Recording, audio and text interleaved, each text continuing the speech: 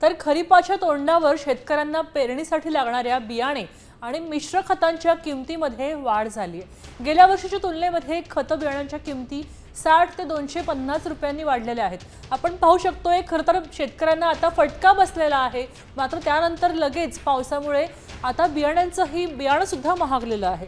खरीप हंगामात प्रामुख्याने मका घातला जातो, सोयाबीन, कापूस, उडीद या पिकांची पेरणी केली जाते। अशातच मका बियाणं हे 100 ते 200 रुपयांनी वाढले। मका बियाण्यांच्या 4 किलोंच्या पॅकेटची किंमत 800 ते 2250 रुपयांपर्यंत गेली आहे। दुसरीकडे कपाशीचं बियाणं सुद्धा 40 रुपयांनी महागलेलं आहे। तर अन्य खतांच्या बॅगमध्ये 180 ते 280 रुपयांची वाढ झाल्याचं समोर येते। ही सगळी नगदी पिकं आहेत आणि नगदी पिकांच्या खतांमध्ये आणि बियाणांमध्ये वाढ झाल्याचं पाहायला मिळतंय।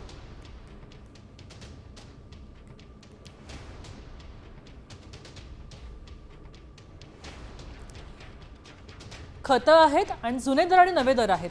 10-26-26 खताचा जुना दर होता 1470, तर नवा दर आहे 1720। 14-35-14 खतांचे जुना दर होते 1600, तो आता 1800 वर गेलेला आहे। तर 1450 जुना दर होता, तो आता 1600 वर गेलेला आहे। 15-15-15 खताचं नाव आहे।